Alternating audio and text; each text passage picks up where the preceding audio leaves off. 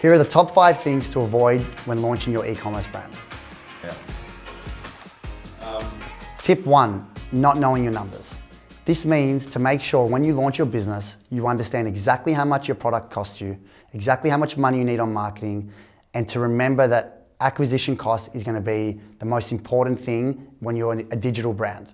Acquisition cost is the cost that you incur to acquire the customer. This means when you're spending money digitally on Facebook, Instagram, Google, Snapchat, or even YouTube, it's how much it's costing you to acquire that customer. How much money are you spending to get a sale in return? And if you don't prepare for that when you're launching your business, in your cost of goods, in your shipping, then sometimes you can potentially lose money.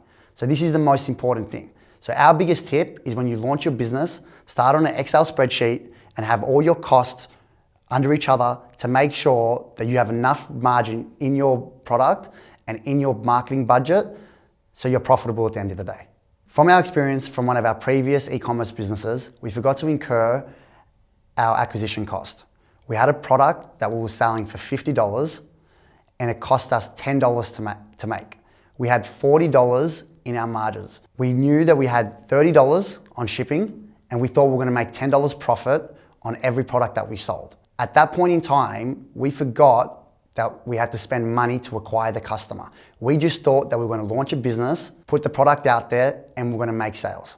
Unfortunately, that's not how it works. And once we started to market our product, we realized it was going to cost us much more than $10 to acquire the customer. So what we had to do in that point in time was we had to increase the retail price of the product, and we increased it to $80 because after testing for months, we realized it was costing us $20 to $30 to acquire the customer.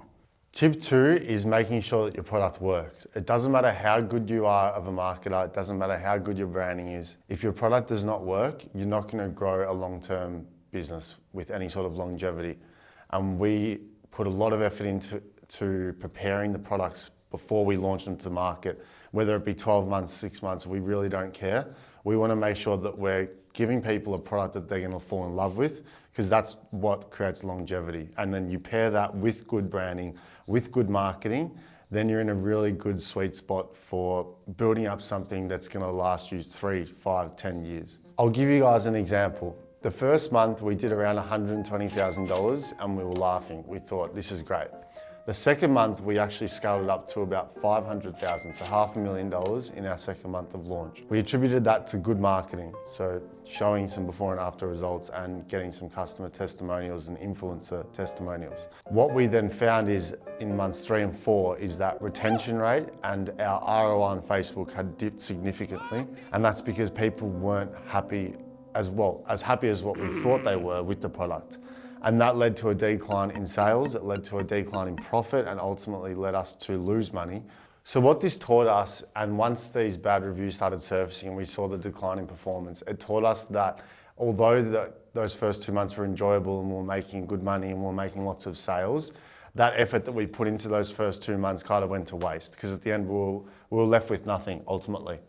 So we would rather not be as fast paced, go a bit slower at the start, make sure we're building something with longevity that's long term, something that we can look back to after 5 years and go, wow, we've built something that actually stands in the market, not just a hype product. Tip 3 is to be mindful of how many products you launch with.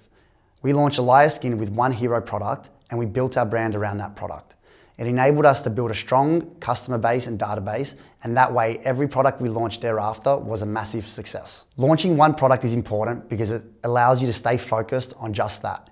If you get too ahead of yourself and decide to launch 5 or 6 products at one time, it's extremely hard to market all those products with success.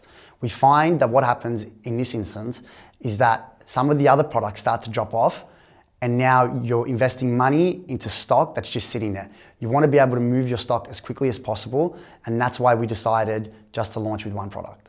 Tip number 4 is quite simple. Do not rush your launch. It's really important that you just take the time out to really plan out the next 6 to 12 months, whether it be with product development, branding, customer acquisition, and costings, like what we spoke about before. James and I, when we launched this business, knew exactly which publications we wanted to launch into once we were launched on market, who we wanted to work with in terms of influencers, We had all databases ready to go for your micro and your macro influencers. And we started preparing content early on. So when we got our sample products, we started making heaps of videos, heaps of static images, heaps of GIFs for our Instagram, for PR and for Facebook ads. So we had all the ammunition ready for when we launched. We just had to press go and away we went. Tip number 5 is you need to understand every role in the business before you delegate to anyone else. Number 1 reason for this is so that you can't be held for ransom in any part of the business. The reason why this is important is because 9 months into launching Alya Skin, Manny and I decided to run some Snapchat ads. We realized after 12 months, which is quite a long time, but it took us 12 months to realize that we weren't actually profitable at all on Snapchat. We had actually lost a few $100,000 because we were looking at the wrong attribution window on Snapchat. This is why making sure you understand everything that goes on in your business before you delegate it to anyone else so you don't experience the same disaster that we did. The way that Manny and I understand every role of our business is, even though we don't fully understand and know exactly how to run ads, for instance, we've done heaps of tutorials online, watched YouTube videos, and tried to educate ourselves as much as possible. That way, when we are talking to different agencies or we are talking to our employees, that we have some sort of understanding of what's going on. And this way, we're able to at least give our opinion, give our advice, and it helps us become more efficient as a business when the two founders know exactly what's going on in the business. One last thing to add is never give up. We got told 6 months into our business that we should probably give up based on results, but James and I kind of looked at each other and said, that's not happening. We're going to make it work. And we're very glad that we did. So that's the last tip, is to focus on problem solving, don't stress out, and just keep pushing forward. And building a brand. Brand equity is everything. And if you have a good product, then customers will eventually return and they will purchase your product over and over again. And the lifetime value of that customer is extremely important.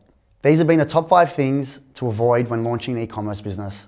We hope you enjoyed it, and we'll see you on the next one. Hey guys, hope you're loving our videos and that you're getting heaps of value from them.